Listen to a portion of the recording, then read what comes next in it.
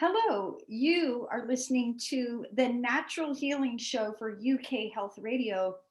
I'm your host, Catherine Carrigan, medical intuitive healer and Amazon #1 best-selling author. You can find out more about me and my work at catherinecarrigan.com and unlimitedenergynow.com.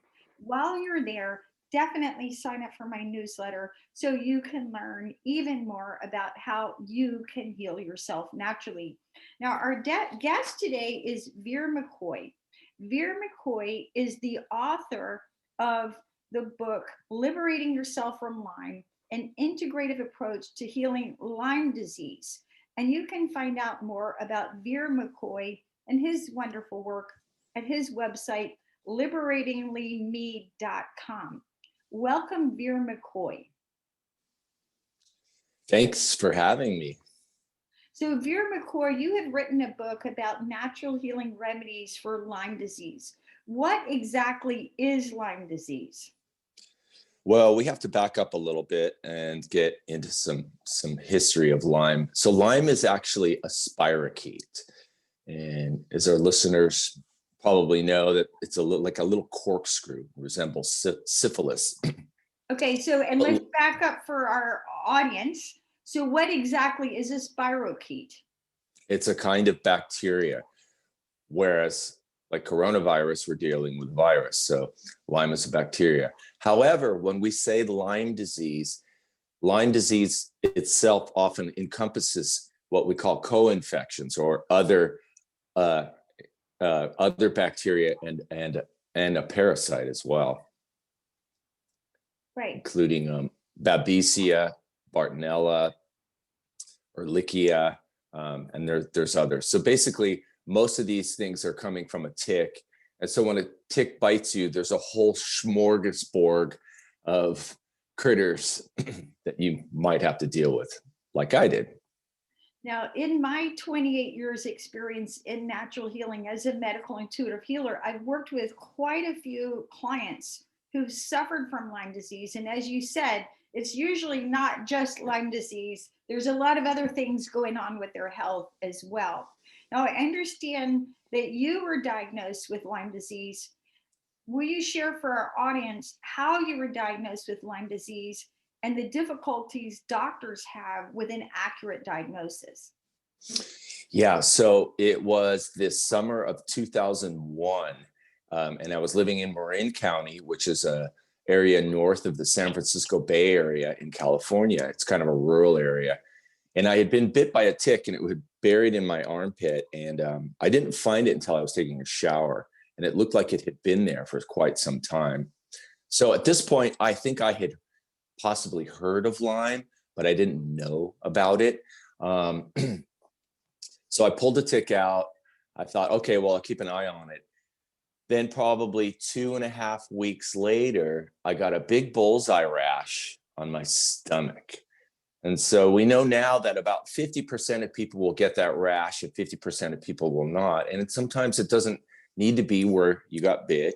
It could be a diffuse rash or no rash at all. I got the rash. I didn't know what it was. I didn't put the bite and the rash together because it was in a different spot. And I started showing everybody, hey, do you know what this is? Nobody knew what it was. It didn't itch. I thought it was poison oak, but it didn't itch. And I let it go. I started to experience a couple weeks after that arthritic symptoms in my knees and my joints.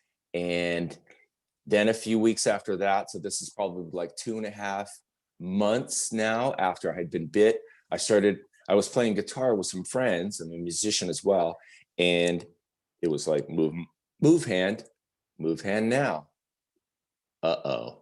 And that's when I got really scared. It's like there was something neurological going on. And a friend of mine said, dude, you need to go to the doctors right now. So I went down to the local clinic and I said, something's wrong. I think, I went to a friend of mine's and I flipped through his manual of diseases from A to Z.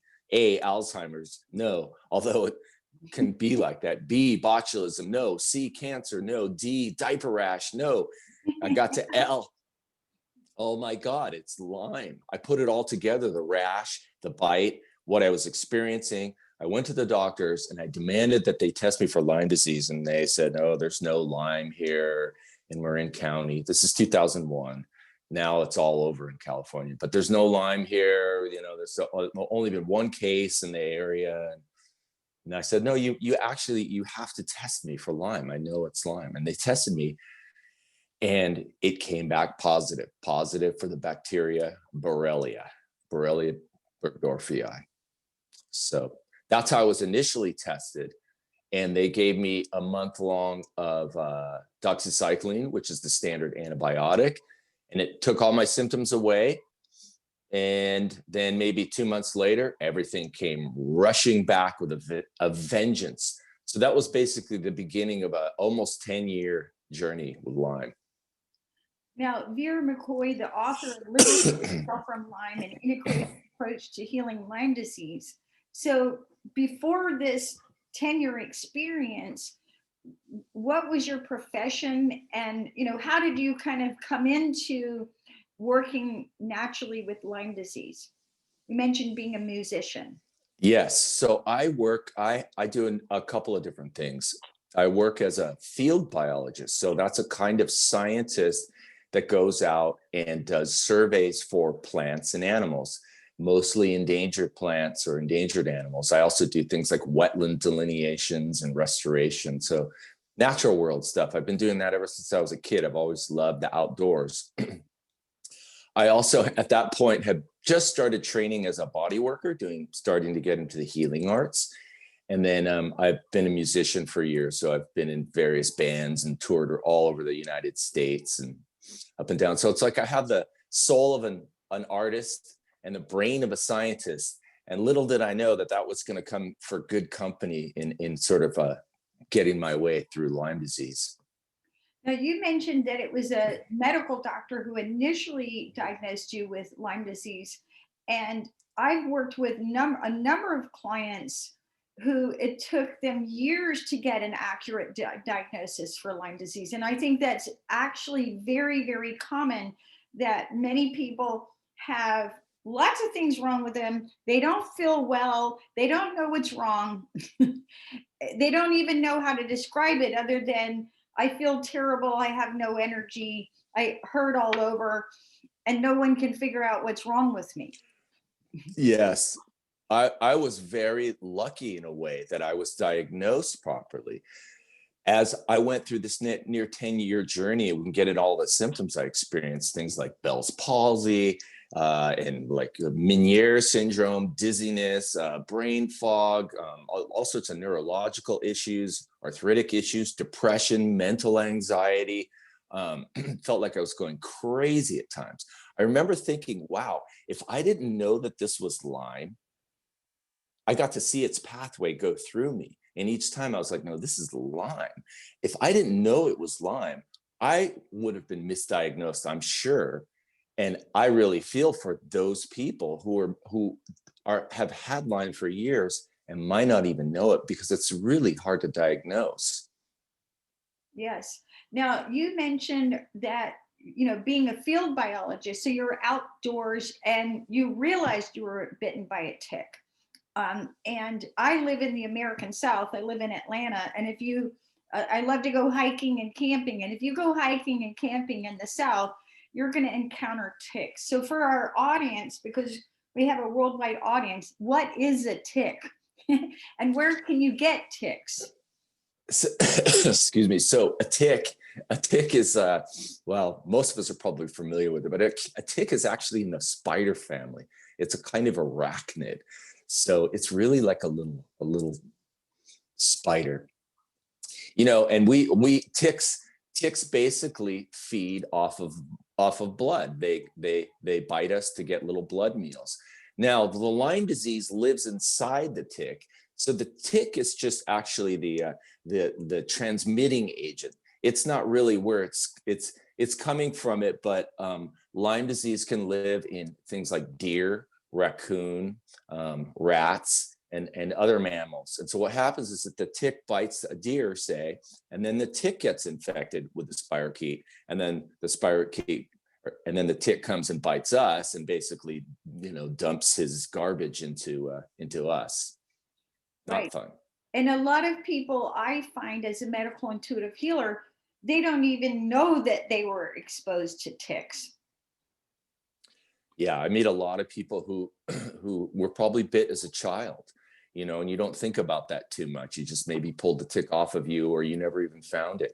And people who've had Lyme disease ever since they were a little kid and are just now figuring out this crazy myriad of symptoms might be Lyme disease. Now, if someone is out hiking and camping, um, and realizes they've been bit by a tick, if they've heard our program, that might be a little bit frightening. So, if you are out camping and hiking and you realize that there's a tick on your body, what do you need to do to get rid of the tick? You need to pull it off as quickly as you possibly can, and make sure that you don't leave the head in there. The body tends to want to break off. So a good way to do it is with some tweezers, maybe a little alcohol to make it back out. Once you get the tick out of you, dab it with some alcohol, some rubbing alcohol, and just to keep it clean. Now, the Center for Disease Control says that the tick has to be on you at least 24 hours. Um, In order to for get Lyme disease. Yeah. in order to transmit Lyme disease. I would say, from my own personal experience, it's much earlier. If that tick has been on you for a few hours, I would go get some help. If it's been on you for maybe just a half an hour, an hour, and it doesn't look like it's been in you, you're probably just fine. But we can talk about some things that you can take, just to ensure that you don't get Lyme. Okay. So, several follow-up questions. So, what do we need to do to avoid getting bitten by a tick? So, a lot of our audience loves being in nature and hiking and camping. So, how can we avoid getting ticks on us when we're outdoors? And when we do realize there's a tick, take it off. What do we need to do immediately to avoid getting Lyme disease? Yeah, I think that a lot of folks say, eating certain foods keeps ticks off of you. You can use essential oil sprays. I've heard things like an oregano oil mister. A little oregano oil helps. People say garlic helps. There's some other things you can look into. If the real key thing is just being vigilant with your body, not being afraid of nature. In fact, like, be out in nature even more, but being vigilant with your body. Check in. How am I feeling? Do I feel anything crawling on me? Do a little tick check every couple hours, those kinds of things. So you keep it from getting into you. Now, as a Girl Scout, as a little girl, I would go to Girl Scout camp and we would use sulfur to keep the ticks off. Cool. Yeah. Yeah.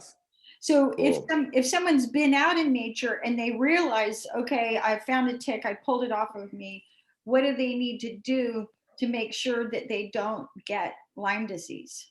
If the tick has been on you, I would say for more than a few hours, keep the tick, because you want to go get it tested. Now, most local counties, wherever you're at, will test the tick for either free or a pretty minimal price, and they can test the tick for Lyme disease. And if it's been on you for a few hours, just get the tick check. There's a beautiful homeopathic called Ledum, Ledum, Ledum palustre. You can get that at Whole Foods or any health food store. That's a great little insurance policy, and it can help knock out anything that's been there. I recommend it if you've been bit. If it looks like it's been on there for a while, it doesn't hurt to just take a prophylactic dose of doxycycline, which is the antibiotic used for Lyme. It's better to just deal with it and make sure you knock it out than to deal with years of chronic suffering. Will you please, for our audience, spell the name of the homeopathic that you recommended again? Yes, it's Ledum, Led like dog, EM, or UM, sorry, LEDUM, Ledum, LEDUM. And that's those little blue tubes you can get in like Whole Foods. So those little Biron tubes, but you can also order it online. Ledum palustre. Will you spell the second word? Yes, palustre, P like Paul, ALUSTRE. I think that's right. Lenum palestre. You didn't realize you were coming on the air for a spelling test, did you? Right. Spell your homeopathics. I know. I would have been. I don't know if I could have passed that test myself. So okay. So as we enjoy nature, we want to watch our bodies, find out, make sure that we don't get ticks, and if we do take ticks, have a tick, then take this homeopathic, get it tested. And where could we get ticks? Many of our audience or people who live in Europe or all over the world. So I know we can get ticks when hiking in the United States, but where are ticks? Are ticks all over the world? Yes, it's. I just saw a report by the Center for Disease Control, and they estimate that about 400,000 people a year just in the US will get Lyme disease. And that's probably an underestimation. That's just the people that report Lyme disease. So that, and over the last 20 years, if you look statistically, that's increasing, especially now in the Western United States.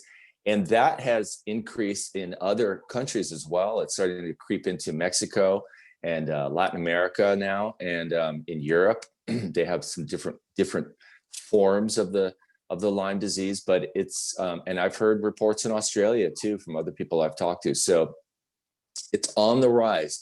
Coronavirus has the spotlight right now, but Lyme disease is very insidious. Yeah, and we've been dealing with Lyme disease for decades here in the United States. Yes, for decades. We can get into the history of Lyme disease, but interestingly enough, they discovered the Lyme bacteria in fossilized amber in the United States. So they now believe it actually originated in North America, possibly even hundreds of thousands of years, if not maybe 1 million years ago. So it's been around for a long time. Now, Vir McCoy, the author of Liberating Yourself from Lyme, an integrated approach to healing Lyme disease, what do you mean by intuitive listening basics? What are they, and how do they help us in the recovery from Lyme disease? So let's continue on with my story here. So I as the listeners, as I mentioned, I had been bit by this tick and I started having these neurological symptoms. I went and did antibiotics, which knocked out the symptoms.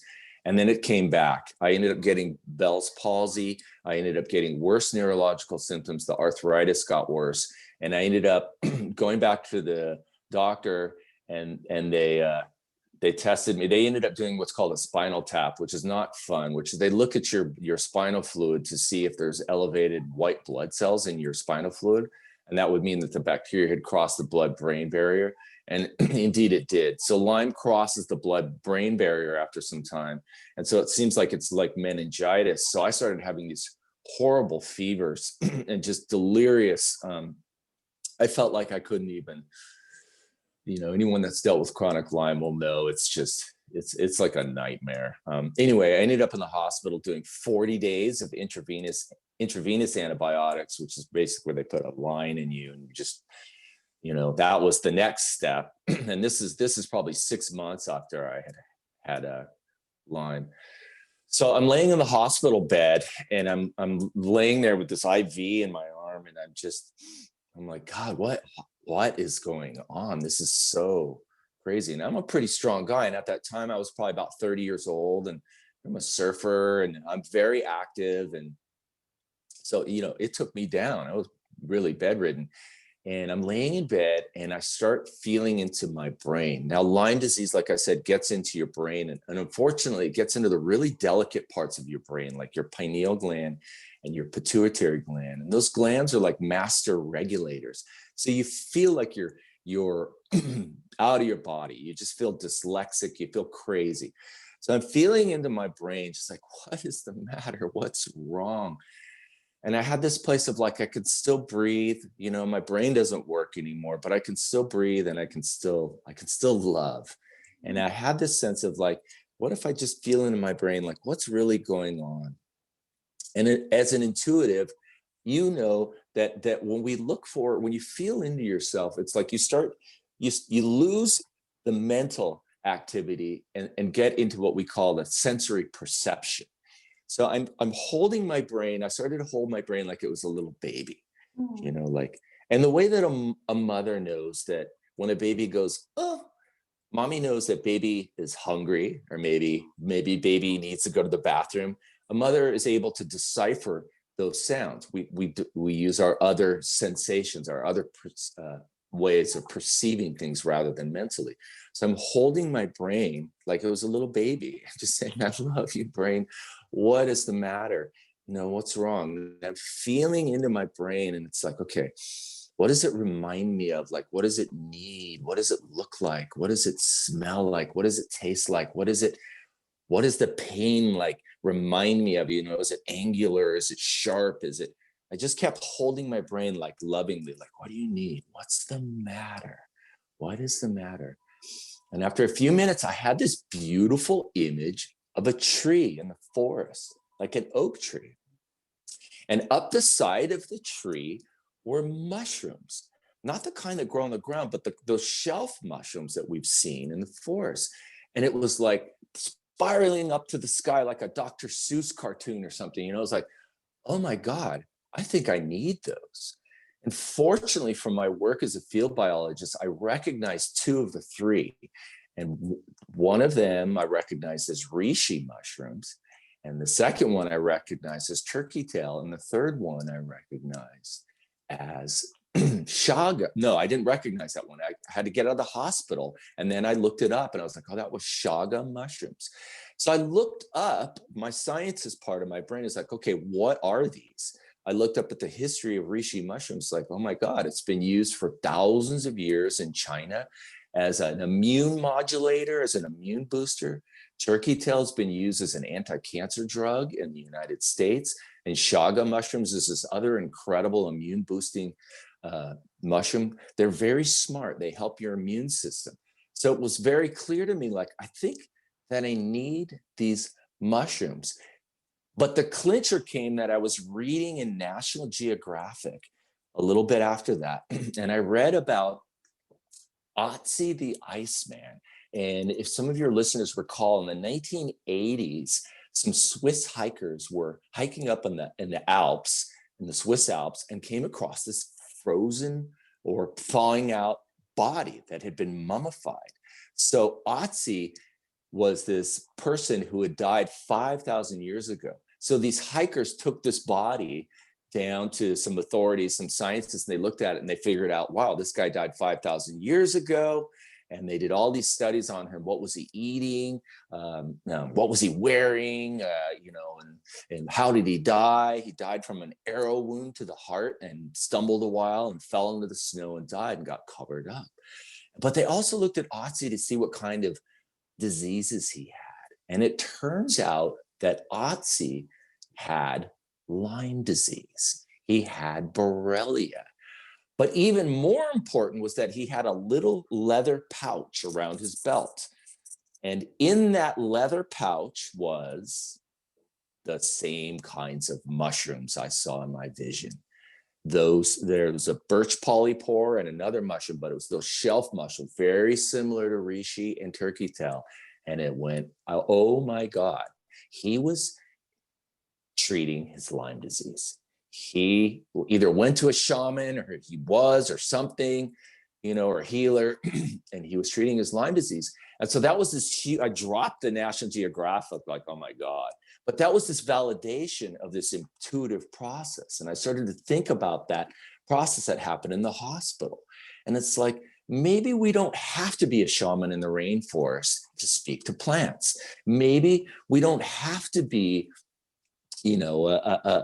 a trained, psychic or something. Like, maybe there's this place that exists within all of us, this intuitive place. And so I started to develop this tool, this intuitive tool, which turns out to be the tools of what we call medical intuitives or shamanic intuitives. And so I started to work this tool like a Sherlock Holmes, looking in my body, doing this loving meditation. What do you need?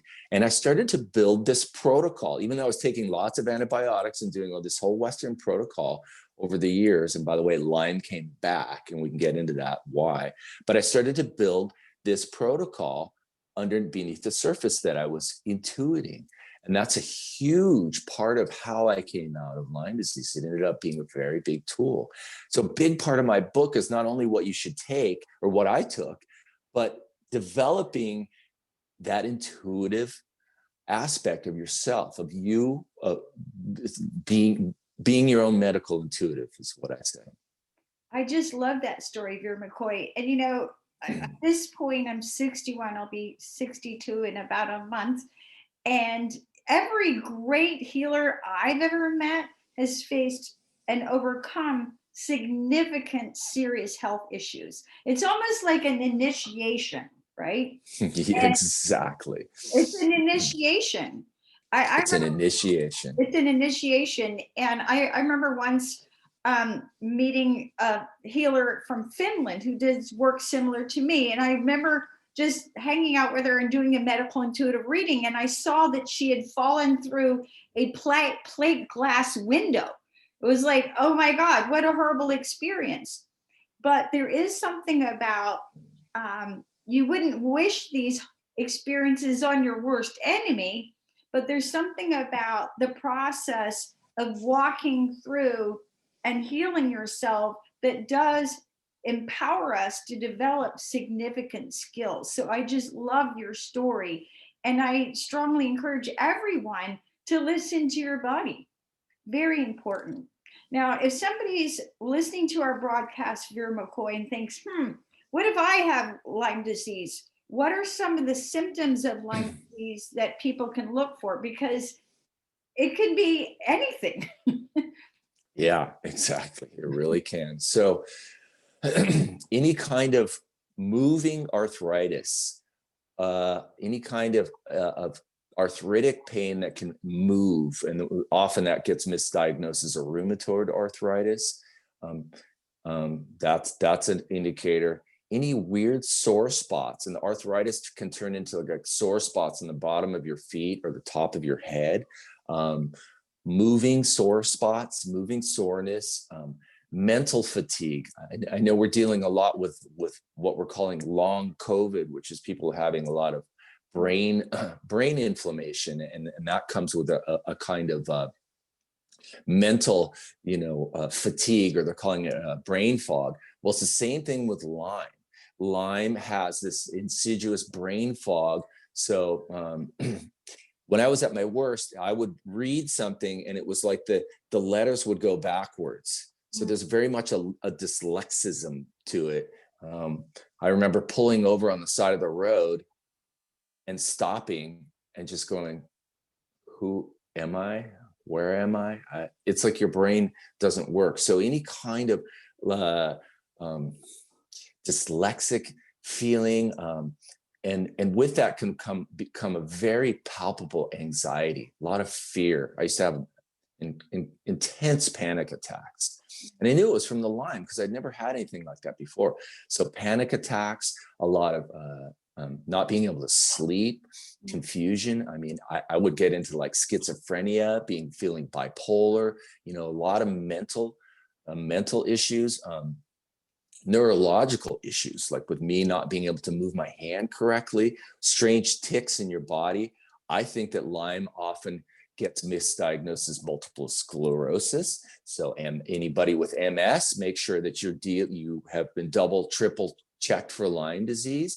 You can have all sorts of motor neuron issues. You can have issues in your ganglia, and the ganglia are like the nerve bundles in your brain. So you can have things like Bell's palsy, inner ear issues, vertigo issues, gets misdiagnosed as Meniere's syndrome, teeth issues. Lyme gets into your jawbone in those ganglia. So I had all sorts of teeth issues, just bizarro issues. It gets into your heart, babesia, which is a co-infection, get into your heart, any weird arrhythmia in the heart, palpitations, shortness of breath.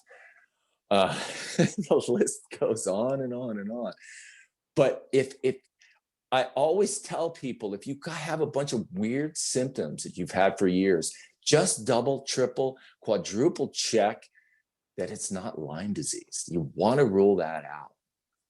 Now, let's go right into the Lyme diet, because here at the Natural Healing Show for UK Health Radio, we know that what you eat is so critical for your overall health. So, how do people need to eat in order to overcome Lyme disease? Yeah. So the diet that I put in the book, it was based on my intuition. I just kept writing things down. The number one food for Lyme disease that I found, and this may be different for other people's bodies, but I think it's super important, was fats. Mm. Fats. And before I had Lyme disease, I was a vegan. I was a vegetarian. And I started having intuitive images while I was sick of pork, of pigs. And it was like, oh my God, no way. Absolutely not. I am not, nope. And I'm like, why am I seeing pigs? Why am I seeing pigs? And then I started seeing things like oils and avocados. So fats are most important. I would say that the animal fat, specifically pork fat, is the most important, because the issue is that your brain is almost composed of primarily fat. And Lyme attacks the brain, and it attacks the myelin sheath. And the myelin sheath is the fatty cover of the neuron. So when it eats away at that myelin sheath, it makes the neurons fire randomly, like in schizophrenia, where we see that the neurons have been eroded away. So fats become extremely important, especially, I found, pork fat. It's like straight up grease, right? You want as much fats as you can. If you're a vegetarian, coconut oil, avocados, any kinds of olive oil, anything that's very fatty you want. It's the number one food. If you can do animal fats, I suggest, yes, just unvegetarianize for a little while. You can always go back after you get over this. I found it to be extremely important. Okay. After the, and I'm going to interrupt, Vir McCoy. So one of the things that we know is that coconut oil is antiviral and antibacterial.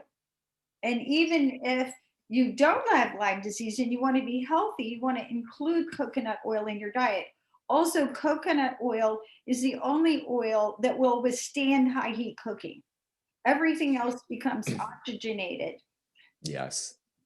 Yeah, coconut oils is fantastic, especially, like I said, if you're a vegetarian. And in addition, in my book, when I get into the herbal remedies, there's a derivative of coconut oil called Monolaurin, which is a really important remedy for Lyme disease. Right. And Monolaurin coats the biofilms of viruses and bad bacteria. So Monolaurin is also a natural healing remedy for people who have viruses, including coronavirus, right?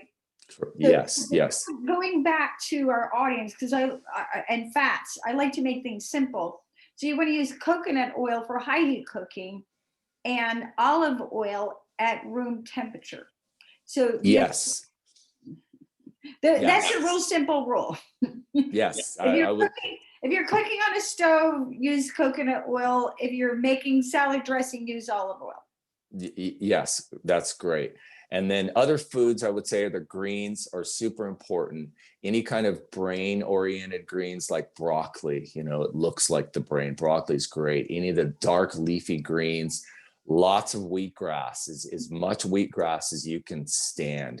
And I'll get into part of the protection of the brain from the fats, but also the thing about fats and greens is that they help. We really want to get our gut in tip-top shape. It's so huge to have your gut in the best shape it can be.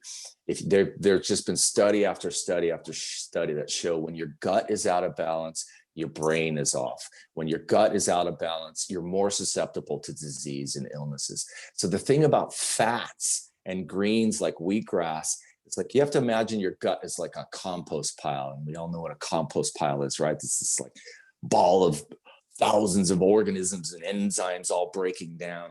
And when a compost pile gets hot, you add greens on it. Anyone will know that if you throw grass on a compost pile, sometimes you can actually set a compost pile on fire because of the greens. So we want these foods that create fire in the belly. I call it not inflammation, but fire, like a heat, a digestive fire is what we're looking for. A chi, sort of the chi, or the mana, the hara, you know, we all call that. We have different words for it, but building that fire in your belly. And that's why fats are really important for that, because they're like hot foods. They burn very quickly and fast. And the same with greens, any greens, especially wheatgrass. Those are like your number 1 and 2 foods to get the digestive heat going. And one of the things that we know is that 70% of your immune system is actually based in your gut. And so I totally agree with Vir McCoy. You've got to heal your gut, which is a whole other conversation. But it brings me to the issue of parasites. Now, as a medical intuitive, you know, I'll have people from all over the world and they don't know what's wrong with them. And one of the things that frequently gets overlooked is parasites. And parasites, there's over 1,000 different kinds of parasites. There's worms, that are worm size. There's microscopic parasites. So there's all different kind of parasites. You've got to figure out, number 1, do I have parasites? Number 2, what kind of parasite do I have? And number 3, very important, what organs have the parasites gone into? So when I'm doing a medical intuitive reading, I'll be like, okay, well, you've got parasites, they're in your liver, your kidneys, your spleen, or what have you, or in your digestive system. I found parasites in your brain. So Vir McCoy, the author of Integrative Approach to Healing Lyme Disease, how do parasites go along with people who have Lyme disease? What I find is that people who have parasites, their overall immune system suppressed, their personal chi is low, and the parasites kind of take over. So what's your observation about parasites and Lyme disease? Yes. So let me back up a little bit and explain the Lyme disease life cycle, because it's very much like a parasite. So the problem with Lyme disease, as we talked about, it's this bacteria, it's the spirochete. Lyme disease lays a little egg, or it turns into what we call a cyst. And this cyst gets by this slimy coating called a biofilm. So it's hard for antibiotics and herbs to get to this little egg or cyst. And then this cyst they've shown that this cyst can lie dormant for like a year, and then they'll hatch when the coast is clear. And so then you get this second generation of Lyme. Now, unfortunately, the Lyme mutates. So what you were treating it with before might not work with what you're treating with you need to do now. So Lyme continues in this process of hatching eggs, and what they call these persister cells. And Lyme can get into your own immune system cells and fool your immune system and set up an autoimmune kind of situation. So it's very much like a parasite. And that's why people will have Lyme for years, because it's this chronic cycle of it laying its eggs, the hatching. You feel like, you feel crummy for months, then you start to feel better, and then the eggs hatch, and it's this whole thing just like parasites. Now, the work of Alan B. McDonald, Dr. Alan B. McDonald, has been fabulous. He got funded to do research on people with multiple sclerosis. And he looked at a whole bunch of brain tissue with people with MS, right? Which is very much like Lyme disease. He looked at all this brain tissue, and he found that in almost 20 of his tissues from different people, they found parasites in the brain. And it turns out it was this little worm, a little kind of roundworm called Strongyloides. And the other thing was they looked at the worms closely, even closer, and they found inside the worms the Lyme bacteria living in a symbiotic relationship. So they're hiding out in there. So there's another survival mechanism. So when the tick bites you, it's not only dumping in a lot of bacteria, it might be actually giving you some kind of parasite. So you absolutely have to look at parasites. In fact, most doctors, and I would say this as well, most of the doctors I went to say you got to deal with the parasites first, actually. Get rid of the parasites and the Lyme will be that much easier to clear out.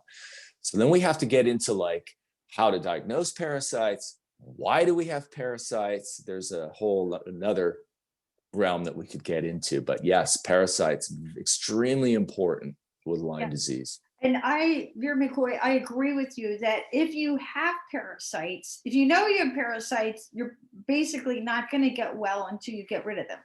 You know, I say, and I'll have people and they're taking lots of wonderful supplements and they're eating well, but they're not getting rid of the parasites. And I say it's like leaving your front door open and every night the thieves come and steal all your good stuff. Uh-huh. And Yeah. also, many people who know they have parasites, they maybe treat the parasites for a month. It's not long enough. You have to realize that the parasites lay eggs, and there's some supplements. It's like, okay, if you forget for a day or two, it's not the end of the world. But with parasites, you have to treat them for a minimum of 120 days, or you're going to get nowhere. That was my experience, that the last thing I had to deal with, and I came out of Lyme in about 2010, so about 10 years ago. But the last thing I had to deal with was parasites. It wasn't the Lyme, it was the parasites that I had to deal with. And I think that I had the strongyloides worm, and there's some other things that you might have. People deal with liver flukes, all sorts of issues. But it's like they're a gang. They come into your body and like, all right, you take his brain, I'll take his gut. Let's knock this guy out, right? And so it can debilitate you. And parasites just want to survive, and they're sneaky. But you have to be smarter. And there's ways to overcome parasites, not only with just herbs and medicines and antibiotics, but as we may get into, you have to look at the energetics of parasitism. We have to get into this intuitive world of why. You have to look at yourself of like, okay, what does a parasite do? A parasite feeds on me, right? A parasite is feeding on me. So I would ask your listeners, if you're dealing with these kinds of parasites, look at the energetic part of it too, and ask yourself, is there any way in which I am allowing parasites to live in me? Think of your relationships with other people. Who's parasitizing me? Maybe it's a partner. Maybe it's a mother, a father, someone that you're always giving money to. No adequate return, right? A parasite just takes and takes and takes. Do you have parasitic relationships in your? Am I like a parasite? How am I looking to survive? How am I feeding on people? So in the energetic world, we talk about these energetic cords or cording people, right? Well, you might think of those cords or those hook-ins. Wow, that's like a parasite, like a long worm, like with a hook mouth.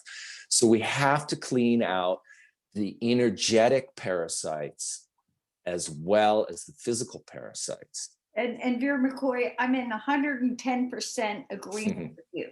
I remember one time a client who had the worst case of parasites I'd ever seen. And I said, you know what? You're codependent. We had a good relationship, and I could be frank with her at this point. And she said, oh, yeah, I'm in a Codependence Anonymous support group. Wow. It's like, okay. Yeah. But as you said, as above, so below. So you're allowing someone else to eat your lunch, and you need to shift your paradigm. Yeah, for sure. In that way, it's hard enough as it is to say this, but in that way, Lyme disease and parasites become a teacher.